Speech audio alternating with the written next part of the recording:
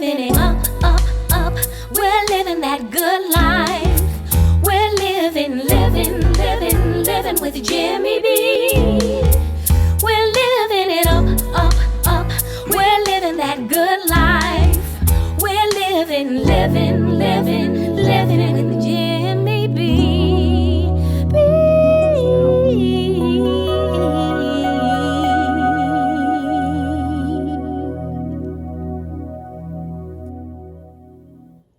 Please like, share, and subscribe to my channel and hit the notification bell so you'll be notified each time I post a video. Hi, and welcome to this episode of Cooking with Jimmy B.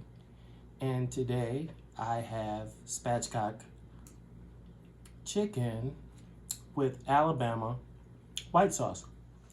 So I have a small chicken. It's a whole broiling chicken, and it's all natural. Which is probably why it's so small.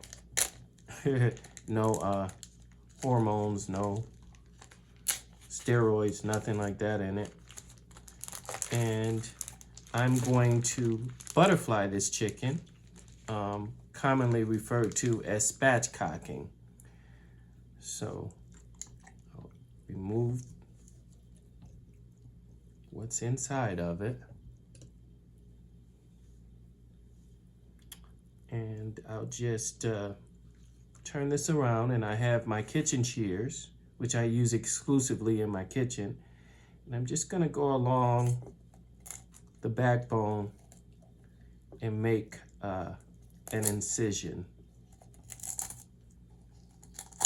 Want to get as close to the backbone as you can. Then I'm gonna go along the other side and do the same thing.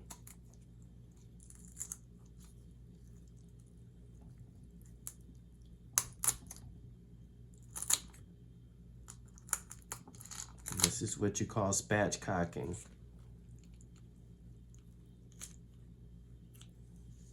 Okay, so now that I have that done, I'm going to open it up.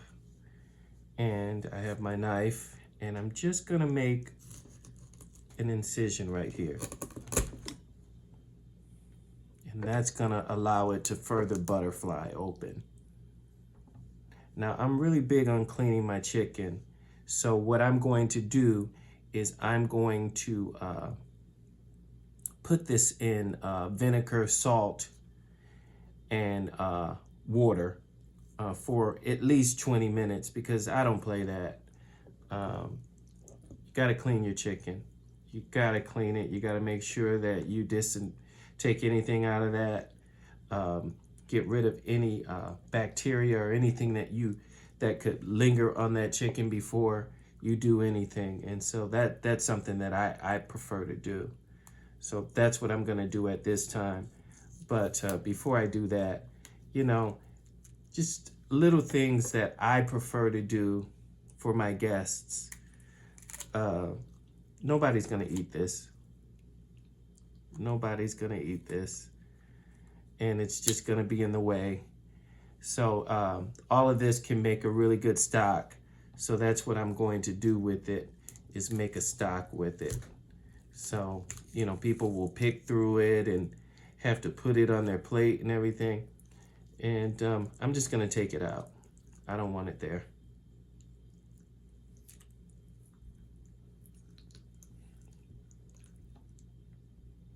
And I, of course, don't want to get rid of the meat here. So let me just be careful not to do that.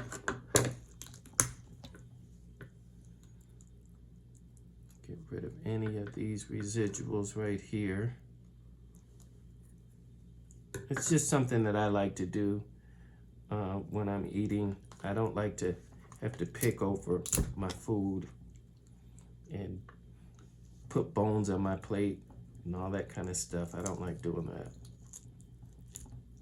So whenever I can, whatever I can, I try to remove in advance. You can see how these kitchen shears work really nicely for doing that precision kind of stuff. Like I said, this is not going to waste because it's going to make a really great stock.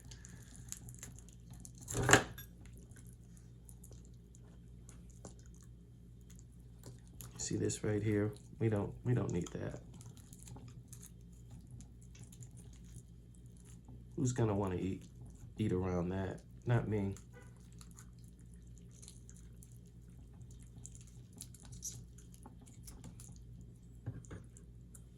I mean, I could go as far as to debone the whole thing, but I'm not going to do that. But I will do a few little minor tweaks to it as I'm doing.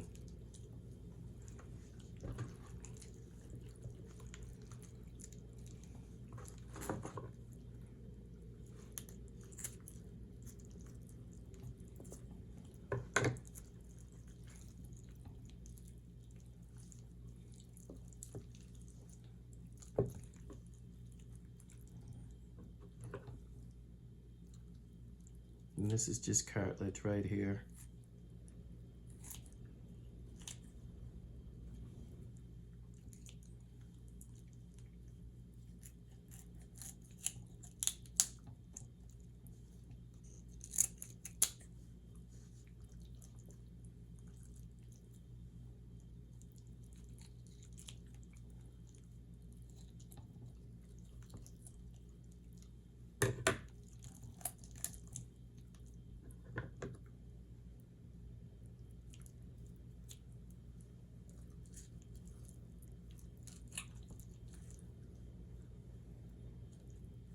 And this is going to also allow it to cook faster, getting rid of this bone.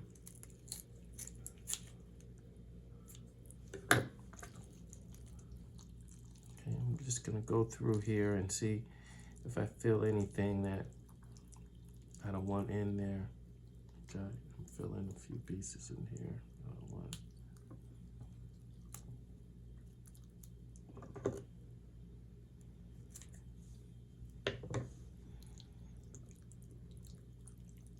Little spiny pieces, which is why they don't recommend that you give your dogs chicken bones, because you get all these little spiny pieces in there. Okay, so we have it butterflied. Let's get rid of this right here. Clean it up.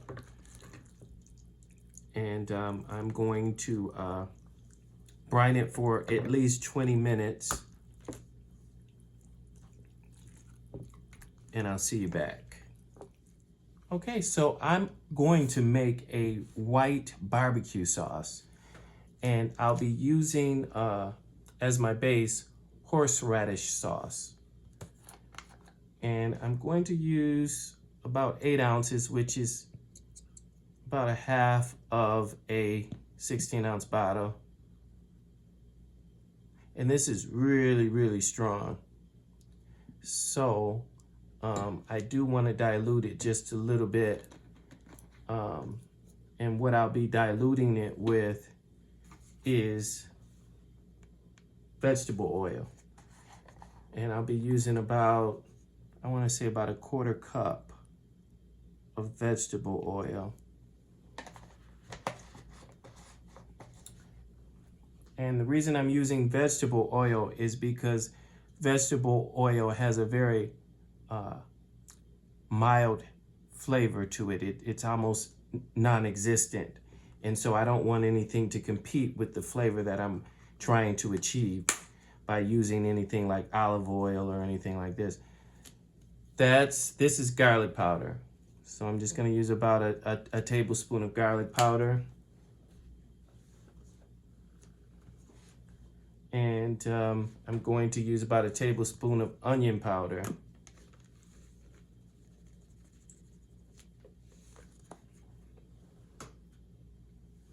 I'm going to use white pepper. And the reason I'm using white pepper, I'm going to use about a teaspoon of white pepper. And the reason I'm using white pepper is because that's my preference. Anytime I'm making something that's a light colored sauce, I prefer to use something that doesn't show up readily in it. So I don't like those specks in my lighter sauces. And I'm gonna use a heaping tablespoon of sugar, and I have apple cider vinegar, and I'm going to use, I want to say, about a quarter cup of apple cider vinegar.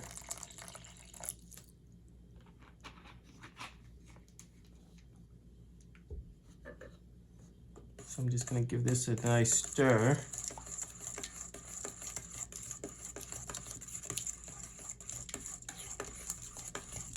See how this works out for me. I like it already. I like it.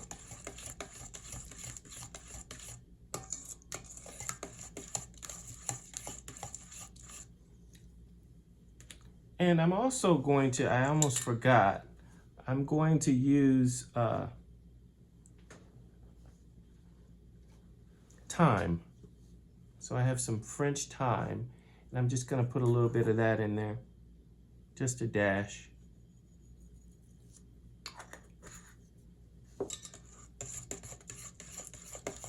Testing, 1, 2, 3, testing, testing, 1, 2, 3, testing, testing, 1, 2, 3, testing, testing, 1, 2, 3, testing, testing, 1, 2, 3, testing, testing, 1, 2, 3, testing. So I've decided to add a little bit of chicken bouillon, about a tablespoon, and also decided to add a little bit of honey.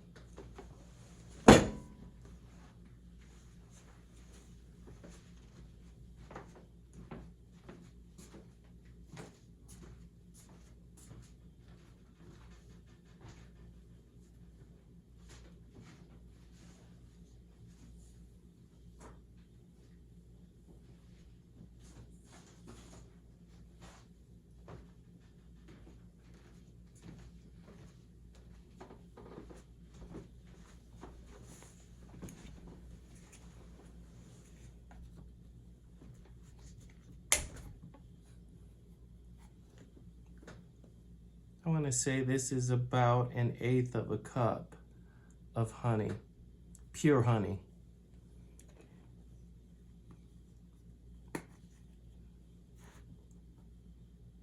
I'm also going to add melted butter. And this is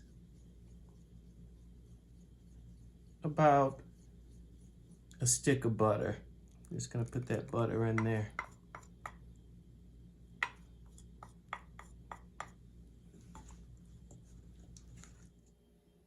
Okay, so I am going to add a little bit of apple juice to my white Alabama sauce. And I'm also going to add a little bit of MSG.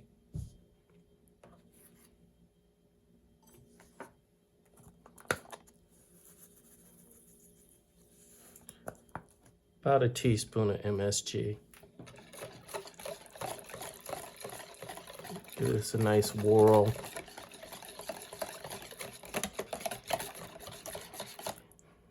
Mustard is optional. I personally do not want to use mustard in this, but I've seen where they've used mustard. I don't want to use mustard.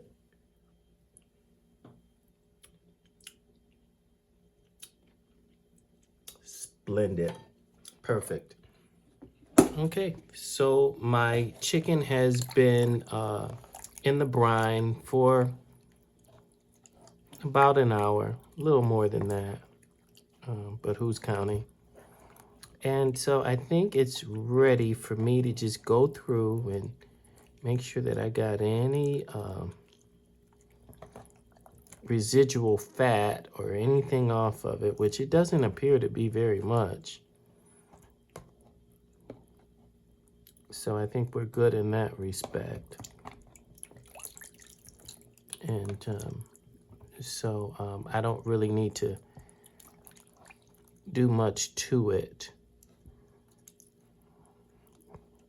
So what I'm going to do is I'm just going to drain it, because like I said, you know, getting rid of all the fat is not necessary, because what happens is some of that fat renders out and it actually coats your chicken and makes it nice and tender and juicy and succulent. So you don't want to necessarily get rid of all of your fat, just whatever fat you have that you feel is not going to render well.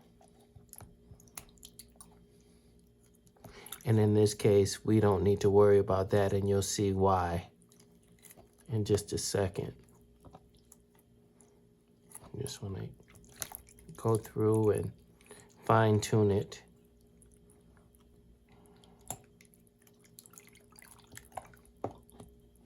Okay, so it appears that this is ready to rinse. So I'm just going to rinse this off, and I'll see you back.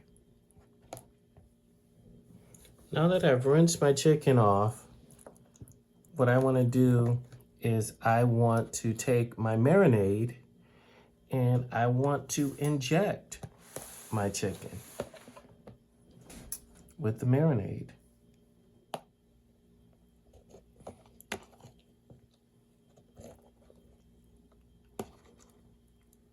And I especially want to get those breastbones. I want to make sure that those breastbones are really saturated with this marinade.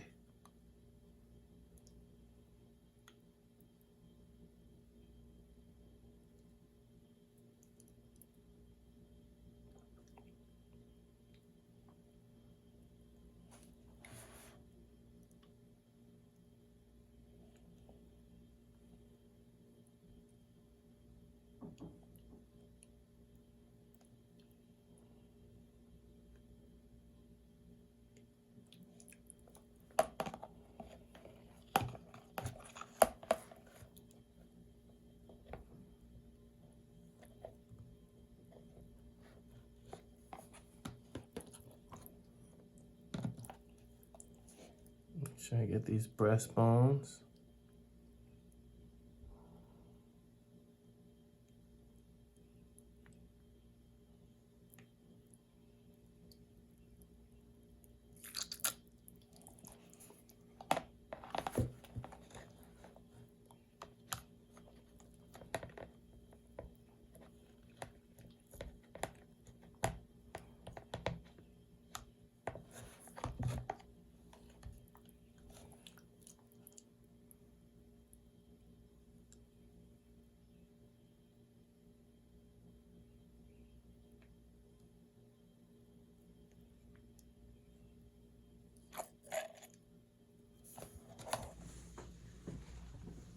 So I have my chicken, and I'm just going to put it in a Ziploc freezer bag. I've cleaned it, got rid of all that fat and anything else that I didn't want on there. And so I'm just gonna pour some of my sauce into this, just enough to completely immerse it. But I do wanna save some of this sauce. I'm gonna let this marinate for no less than an hour and a half, up to 24 hours in the refrigerator. Okay, so I'm here in my backyard and I have my grill ready to go. And I've taken some charcoal and I've actually soaked them in lighter fluid. I doused them heavily with lighter fluid once, then waited about 30 minutes, then doused them again, and then waited another 30 minutes or so that they would soak in and I would get a really nice fire on this. In the past, I've seen where if I don't let the lighter fluid soak in, it doesn't really ignite the way that I want it to. So I wanted to give this time. And also, as I've mentioned in my previous videos, I don't want that lighter fluid taste in my food. So after I light this, I'm going to let it smolder for a few minutes just to burn out that lighter fluid chemical taste that will come shortly after I ignite it. You see how that white smoke is billowing? That's what you want. You want white smoke, clear smoke, and you want it billowing like that. And I have my spatchcock chicken, and ooh, that smoke is something else, boy. Getting in my eyes. That's a fire. So I'm gonna put this chicken in skin side down because I want to get a really nice sear on this. But I'm gonna watch it closely because I don't want it to get too charred. I do want a nice char on it, but I don't want it burnt. So trying to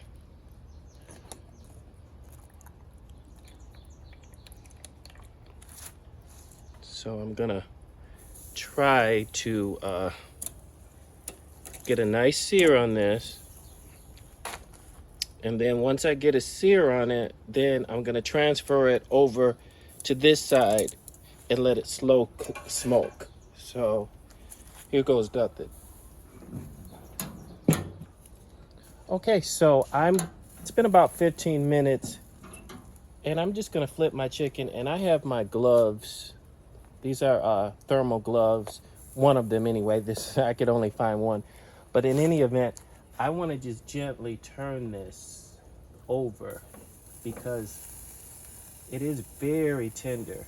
So you have to really put your hands on it. So that's why I'm using this. And so I'm just gonna sear this on this side. I like the sear that I have on this one. This one could be a little bit better over here. But we're gonna let this go for another 15 minutes. So here's my chicken, and this is how it's looking. So let's just transfer this piece over to this side. And I want to spray it with some Pam so it doesn't stick. So that's looking pretty good. This one is looking pretty good. This one, I think it needs a little longer because it wasn't directly under. So I'm just gonna give it a few more minutes over here. I'm gonna let this one slow cook over on this side. I lost a little skin right there. And I'm just gonna slather it with some of my white sauce.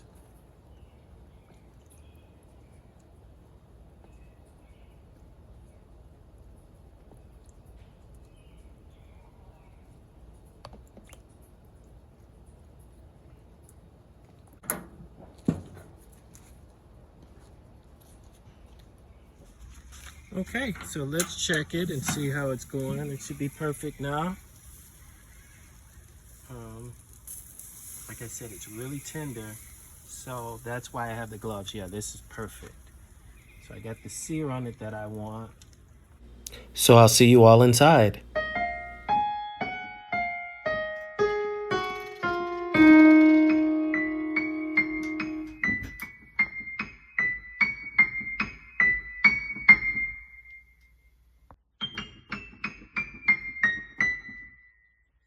Excuse me for eating early, but I saw some had fallen over in the plate. So I just picked it up. But in any event, let's say grace. Dear Lord, we thank you for food in a world where people hunger. We thank you for food. And we thank you for friends in a world where people walk alone. We thank you for your grace and your mercy in the name of Jesus. Amen. Well, as usual, it's a labor of love.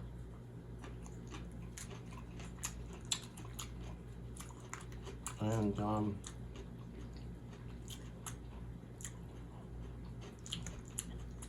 this is my first time making Alabama white sauce.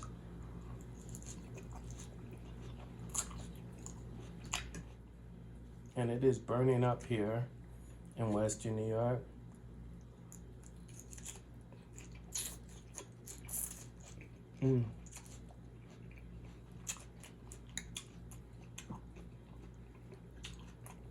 So this is a labor of love. This is very tender. Wow. Fall off the bone tender.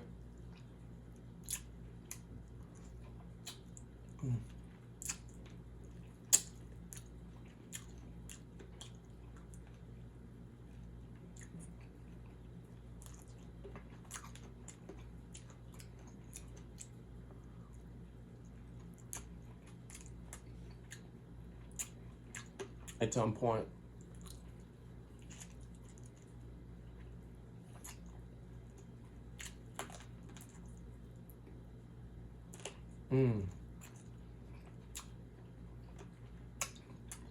I like it just as much as I like buffalo wings. And that's saying something.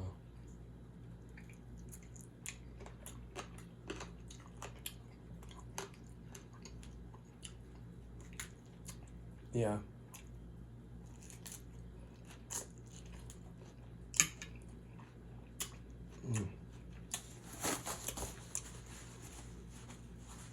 As I've mentioned in the past, I'm a hybrid. I grew up in the North. I was born and raised in the North. But my parents are from the South, Alabama.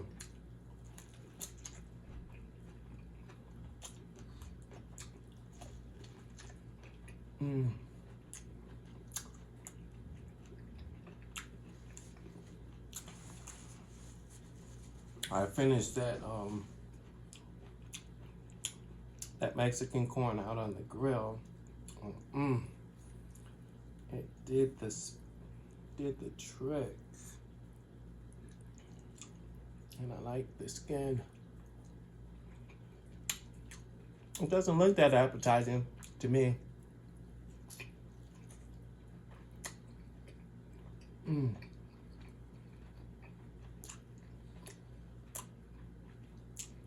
The breast is juicy. Definitely.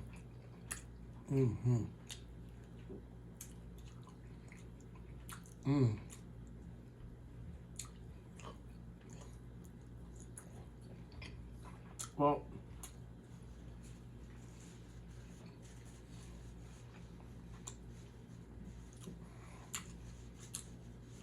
I decided that what I wanted to talk about was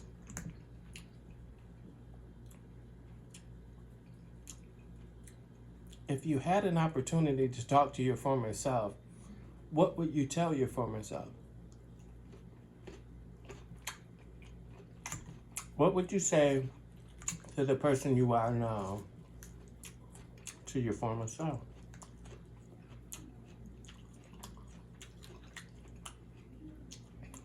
And it was sparked by the recent Instagram post by Raven Simone when she got married to a white woman.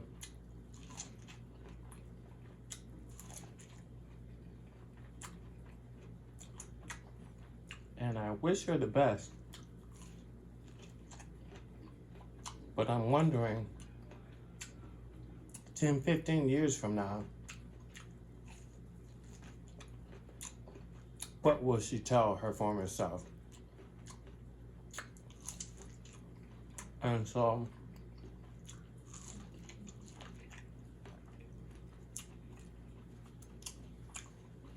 I think she said she's 34. And I'm proud to say that I'm 48. I'll be 49 this summer. No shame in this game. But what would I tell my former self? It's not to say that I would tell anybody else anything.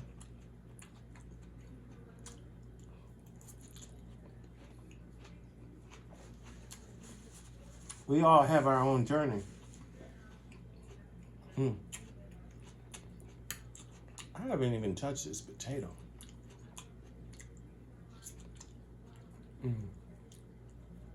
This is good.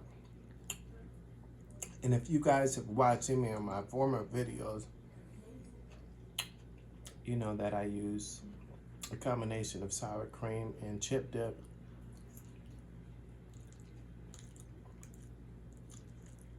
And butter.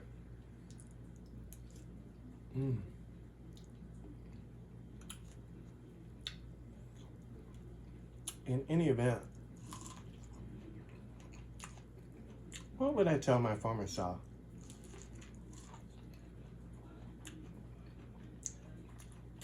And I've been thinking about it throughout the day.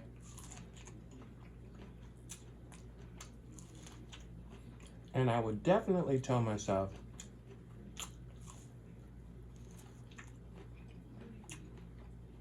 when people show you who they are, believe them the first time. And that's a quote from Maya Angelou.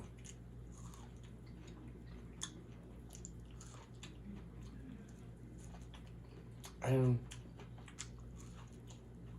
the most important part of that I've learned to understand is believing them the first time. Because you never want to give an opportunity to somebody who has hurt you to hurt you again. They're just going to go in and do worse.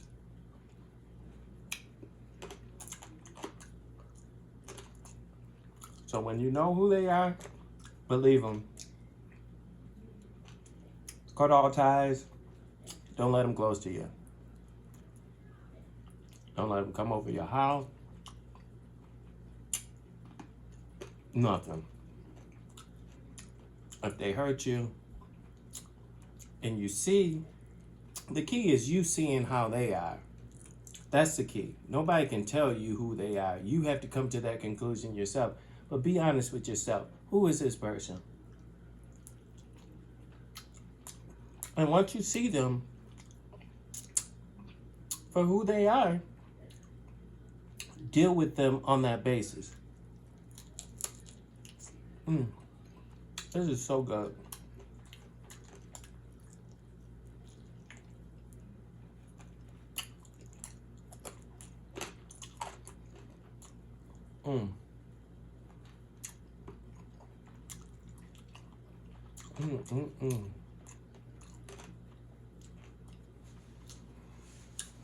Another thing that I've learned over the years is to deal with people where they are. If a person is on a certain level, deal with them at the level that they are. It don't make no sense to try to deal with them at another level that they ain't at. They're not gonna comprehend it. Deal with them where they are. You know, they may be dealing with you where you are. And you might not know it.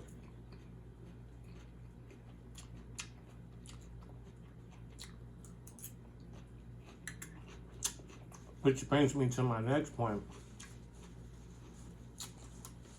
Never estimate somebody's intelligence.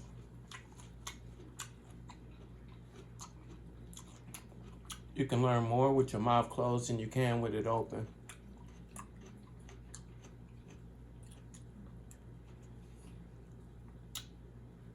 A lot of people will watch and listen to find out who you are.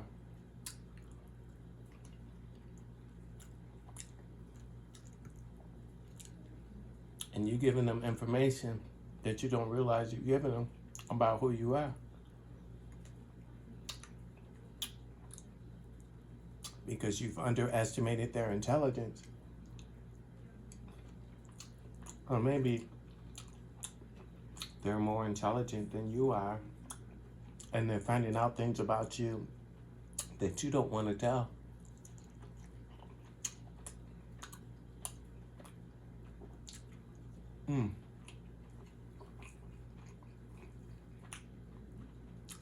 This is really juicy.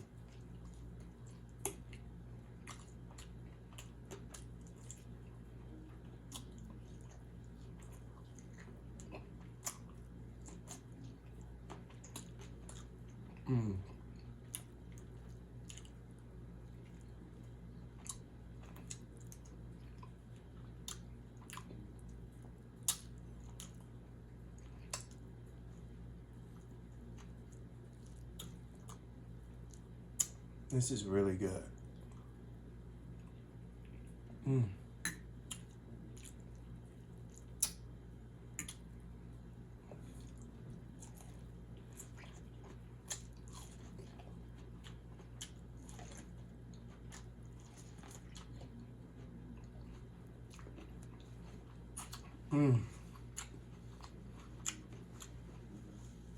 Well, folks, I am starting to get full.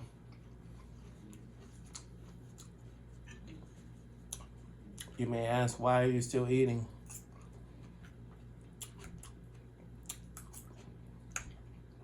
I said starting to get full. I didn't say I was full.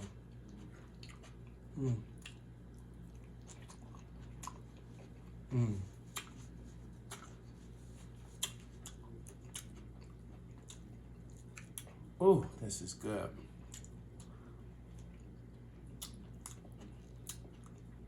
I will post a link to the Mexican corn with B-Love's Smackalicious sauce. I call it Smackalicious Mexican corn, and I'll leave the link below.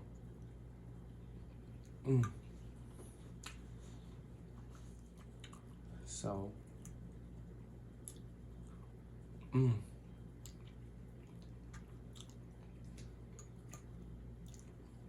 I can't stop eating. That's how good it is. On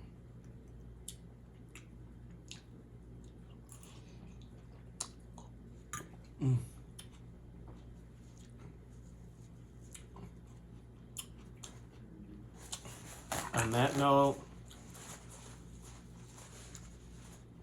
peace out and God bless.